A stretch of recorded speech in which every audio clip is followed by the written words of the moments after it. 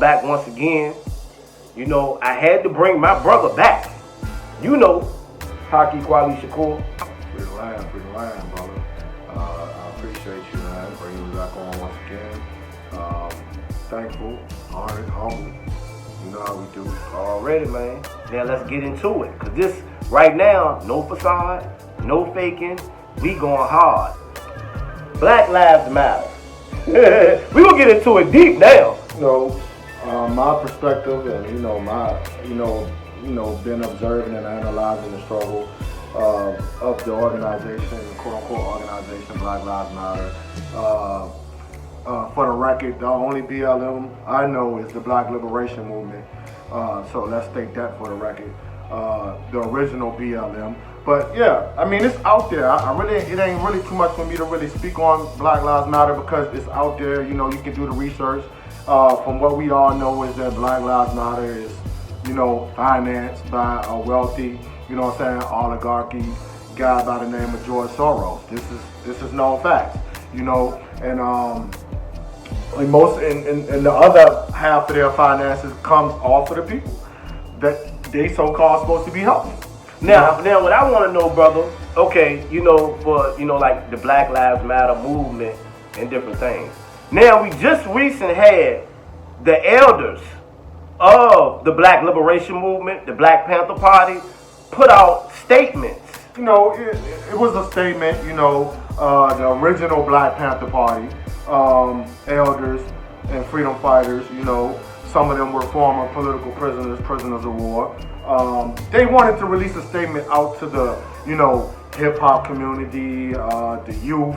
That's who the letter was intended for. You see what I'm saying? The youth and the hip-hop community, because they wanted people to understand that, they still here, they still exist, but they also want to, reach out to these communities and segments and organizations, and specifically the youth, to tap them, to let them know that, we still here, come holler at us, this is what y'all should be, talking to us about. Because we see some things out there that we, might not necessarily agree with. What the elders of the original Black Panther Party are trying to get the hip-hop community to see, organizations like Black Lives Matter to see, is that there's steps to this. It's a process to Black liberation. You see what I'm saying? Or it's a process to fight for justice, equality, and things of that nature. And it has a root again. It goes back to, it has a basis, a foundation, a root. The root and the foundation of that is one must liberate themselves first through political education. My biggest issue with organizations like Black Lives Matter is that they don't want to take the concrete steps and processes of the Black Liberation Movement. They want to take certain things from the Black Liberation Movement, like the symbolism with the black fist on the shirt, symbolism. They want to emulate the symbolism, but they don't want to do the work, the footwork, the concrete work, and the concrete work of political education classes, the programs to implement to take all this anger and frustration and put it into something that you can be productive. You know what I'm saying? These organizations are being more counterproductive than productive because they don't have no end game for these protesters. All these people that want to hop up and say, yeah, we're Black Lives Matter. The celebrities want to jump up and say, we're Black Lives Matter. But Black Lives Matter don't have a concrete foundation or what they're struggling for, or what they're trying to get black folks, new Africans, misnomer African Americans to struggle for. What is their basis? You see what I'm saying? Because they don't organize around nothing outside of white men killing black men, or police departments killing black men. After that's over, they go back into the shadows. There's no more Black Lives Matter for no other productive issues that's going on in the black new African community. You made a point on that one right there. I ain't even know that. I had to sit back and think about that one you just said, because that's a fact. You don't see them until it's a police officer killing a black person or something like that. That's it. Then they go back in. It ain't no more struggle or nothing no more. And we still fighting the 365-day struggle every day. Every day. Every day. Yes, every day there's and just like we talk about that black on black crime. 365 struggle every day. You know what I'm saying? Cause we got some brothers out there that say, yeah, man, y'all protesting and y'all doing that for a brother that one brother, but brothers be getting killed by each other every day out here. You know what I'm saying? And I feel some of that. You know what I mean? I kind of understand what some of my brothers saying about that. Right. I mean, because I gotta be realistically on that. You know what I'm saying? But we know where the oppression comes from. Right. That's why, we know with the oppression. We know how to oppress, why we are oppressed, why we hate each other. Right. All that. We know that. Yeah. It don't come from us. It don't come. It's a structured system that was embedded in us. Yeah. It's what we call deflection. You're deflecting from the source. You're deflecting from from the issue, the problem, the plague, the disease, the pandemic, which is white supremacy. You're deflecting. You see what I'm saying? So my message and advice to brothers and sisters who get caught up in that and want to scream like, oh, why we don't march when it's time to march for internal black proximity violence and things of that nature. You always want to come out the shadows when, we're struggling against white supremacist terrorism, police terrorism, white racist terrorism. You come out the woodworks. This is my message and advice to individuals like this, is that please go back and get educated on the history of violence of America. Please do that. Because if you go back and do that and educate yourself on the history of the violence in America, then you will oversee, like we stated earlier, for the record, white supremacist violence, white supremacist slavery breeded black violence.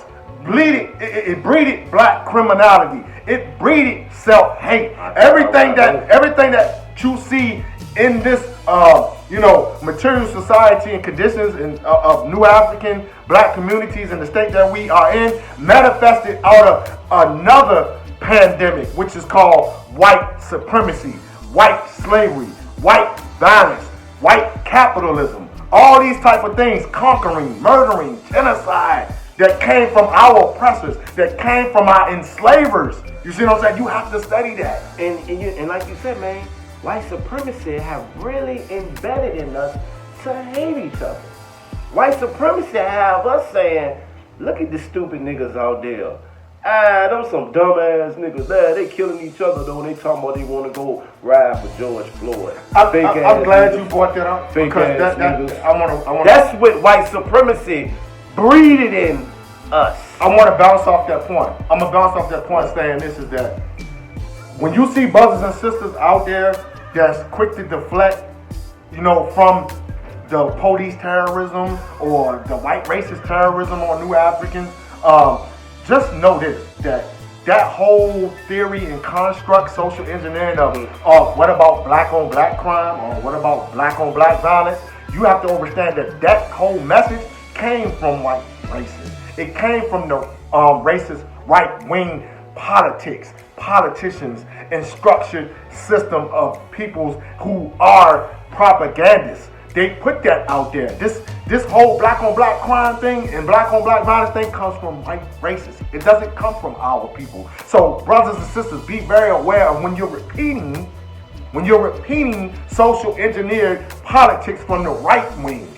I can't even get mad at my brothers because I know white supremacy embedded that shit into them. Yeah. I know that's why people be like, man, you see look at what they saying, man. They saying this. I say, bro, I'm not. What are you getting mad for, bro?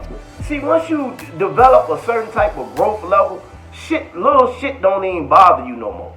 I'm just being that's petty shit.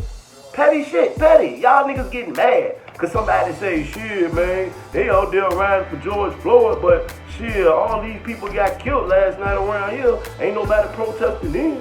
A lot of brothers that'll be saying, man, look at those stupid niggas out there fucking their own shit up, man. Riding, man, getting Jordans and shit, burning down detail laws, burning down foot lockers. Look at these stupid ass niggas, wild animals.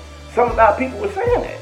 it's for the record, when to clarify that, people who make statements like that, whether it's coming from our people or white people and things of that nature, that we out there tearing up stores, we're looting, we're rioting, we doing all these things in the midst of the protest. Let me just say this for the record.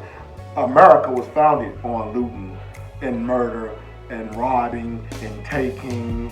You see what I'm saying? That's America's foundation, right? You know what I'm saying? Not to say what those young brothers and sisters are doing is right, but when it's an uprising, you see what I'm saying? When it's a phenomenon, you know what I'm saying, that takes place, spontaneously, you're going to get these type of things because this is what America's founded on: looting, rioting, murder, genocide, pillaging. You see what I'm saying? So, anything you see coming from us is a reflection of who? America with the triple K. It's a reflection of America. You see what I'm saying? But to make my point with that, you see what I'm saying? You have to understand that a lot of that was media propaganda from COINTEL. Media propaganda. No, these brothers and sisters, you see what I'm saying? Not saying all states that were rioting, but the majority, these were white people that were rioting. These were white people smashing the stores, smashing the windows. You know what I'm saying? Our people, doing something that I do have an issue with. They were following these white people into the stores and taking things because these were white people out there, a part that infiltrated the Black Lives Matter movement. You see what I'm saying? With their own agendas. You see what I'm saying? That came out amongst the protesters. You know what I'm saying? And started doing these things. This wasn't no rioting that was the pinpoint that came from new African black people and you. No, this came from, leftist movements, white movements, and infiltrators and agent provocateurs. You see what I'm saying? So that's what I'm saying, which comes to my focal point of it all, is that my only issue with the protesting is the organizing and the mobilizing wasn't controlled by our people. It wasn't controlled by new Africans. It wasn't controlled by black young people. It wasn't controlled by Black Lives Matter. The protest ran its course to a certain degree and got knocked off its course because of non-leadership. Black Lives Matter doesn't have leadership. You see what I'm saying? And if they do have leadership, it's not a controlled leadership. They didn't have control of this protest. If you analyze it, if you go back and look at it, they don't have control. White people took over your protest. This is why I made that video and said that it's cool, black people, to tell white people that this is a black thing. Yeah, I love that one. This is a black thing. This is a black thing today. It's cool. You know what I'm saying? Because a lot of, I know our young people are not educated on that because a lot of our young people are coming up in a society where it's locked hands with white folks. It's locked hands with other races. But no, I'm here to tell you today, as a proud new African black man, no, it's cool to get control of your movement, get control of your organizing, get control of your protest, and it's cool. You don't need permission to tell white people we don't need you today. You see what I'm saying? This is an all new African black thing today. It's cool to say that. You see what I'm saying? Don't have no fear in taking control of that. The only thing that white people can do that you call so-called allies, and a lot of them are allies to a certain degree.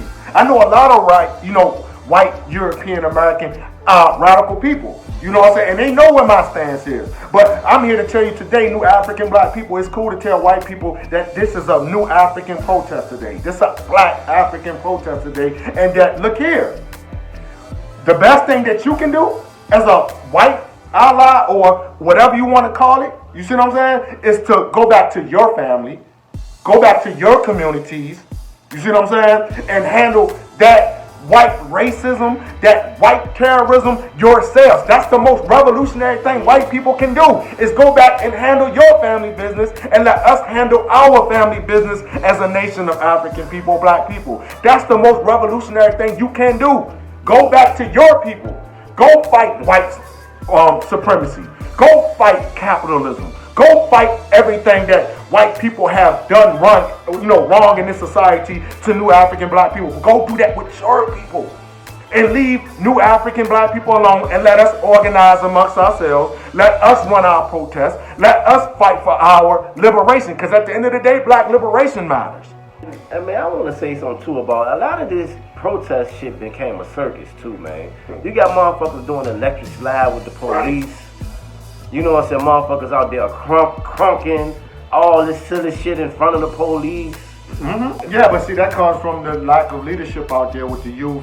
That comes from the lack of leadership out there with the brothers and sisters out there, protesting and things of that nature. Like I said, you let the Europeans take over your movement. Because when I see white people with Black Lives Matter signs and things of that nature, and they're showing you what to do, they're telling you to kneel down with the police, they're telling you to do, things of that nature. All that stuff is counterproduction, it's counter-black, it's counter-African, it's counter-revolutionary, it's counter moving forward. You see what I'm saying? It's a standstill to what we're trying to accomplish as black people. Yeah. Black people, we have our agenda. We have our objectives. We have our own goals as black people. And if you're a true white ally or you're a true white supporter, your job is to support black self-determination. Your job is to support black independence. Your job is to let new African black people lead and control their self-determination. True. Sometimes it's just mind-boggling because you don't really know who's really out there and who's really ain't. No, you don't. I'm just saying. and I'm gonna add on to that because you gotta understand there are cool leftist European American movements that do support black people. They do support new African people, but you gotta understand this one key thing.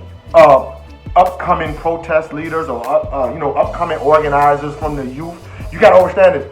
A lot of those leftist movements and a lot of those white people, they have their own agendas against the United States empire. They have their own agendas against this government. So they would take a dead black body, they would take they would take white terrorism on black bodies and use that for their own personal agendas that they have against the government. This is why you see certain leftist movements out there protesting with you. They might not even be out there for George Floyd.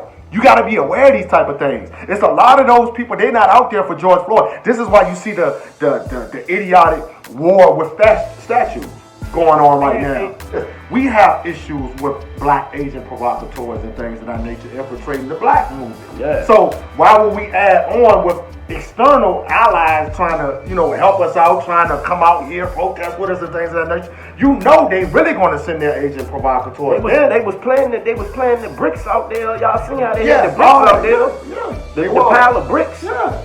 They on camera smashing windows. All that shit. They on camera smashing windows saying that they police and things of that nature. Right. So it's like, we already got internal issues inside the nation. Why bring in the external issues that's going to really keep you at a standstill? Because the government plays off of that. Like the Black Lives Matter movement, you don't even realize you're being played by the government now. COINTELPRO got you because you locking arms.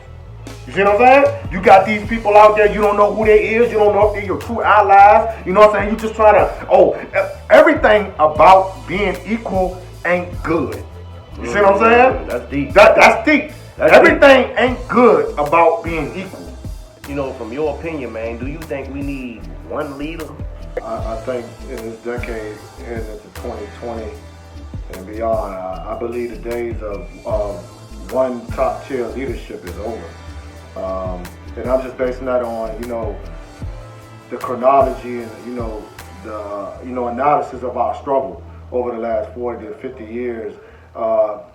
We see with one top tier leadership, that's an easy access to, assassinations, incarcerations, and the most important thing that we can, see today that's going on, it also makes a way for neo-colonialism, which is the, black skin, white mask, of Frantz Fanon, is that these Negroes are selling out as opportunists when they get into that spotlight of being the top tier leader. They start to exploit the people, they start to exploit the community.